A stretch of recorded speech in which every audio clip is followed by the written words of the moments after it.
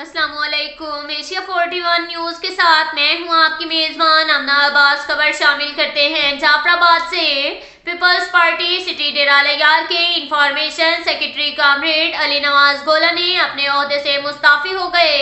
صحافیوں سے گفتگو کرتے ہوئے کامریڈ علی نواز کھوسہ کا کہنا تھا کہ پارٹی کے عہدے سے استعفیٰ اس لیے دیا کہ پارٹی کے عہدیداروں نے انہیں مکمل نظر انداز کیا ہے۔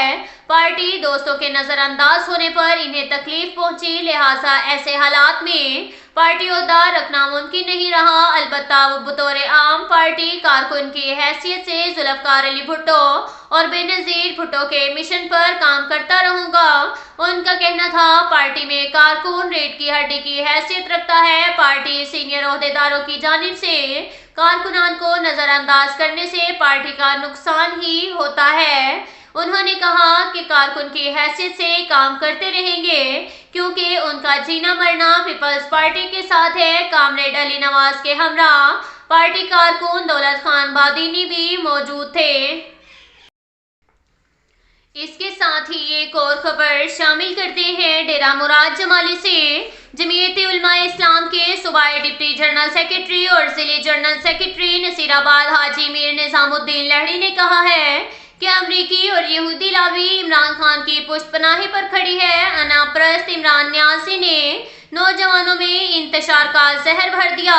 ملک میں عمران نیازی امریکی اور یہودی لابی کو فروغ دے رہا ہے۔ ان کا رستہ روکنا ہم سب کی ذمہ داری ہے تاکہ ملک میں امریکی اور یہودی لابی فروغ نہ پائے۔ عدت کے دوران پنکی سے نکاح پر نکاح جیسا سنگین گناہ نکاح خواہ مفتی سعید نے عمران نیازی کا بھانڈا پھوڑ دیا۔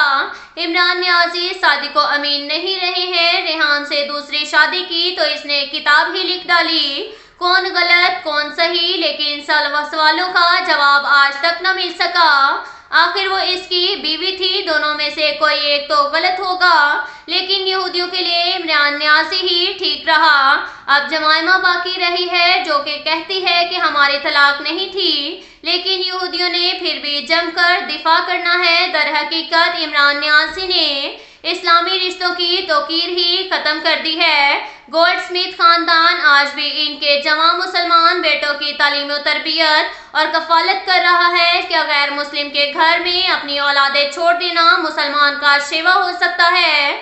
ان خیالات کا اظہار انہوں نے گوٹھ حاجی رسول بخش لہڑی میں ملک کی سیاسی صورتحال پر میڈیا کے نمائندوں کو بریفنگ دیتے ہوئے کیا۔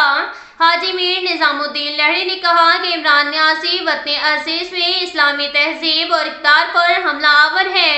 وہ تو کسی حملہ کا کسی ٹینک یا توپ یا گولے سے نہیں ہونا، وہ حملہ ان رشتوں کے اقدار کا گلا گھونٹ کر ان کی پامالی کی صورت میں ہو رہا ہے اور بڑے زور و شور سے جاری ہے۔ اور ستم والا ستم یہ ہے کہ یہودیوں کو اب نکاح کے بجائے زنا اور اسلام سے متصادم اقدار کا دفاع کرنا پڑ رہا ہے، لیکن عمران نیازی کے لیے دین اسلام کے ضابطے اور اصول تو قربان نہیں کیے جا سکتے۔ مسلم نوجوان اسلامی جمہوریہ پاکستان میں اسلامی مشرقی اقدار کے خلاف یورپی یونین کے بے حیائی اور عرانیت کے حق میں دفاع کرنا ہمارے اسلامی مشرقی اور بلوچی اقدار کی موت کی واضح مثال ہے۔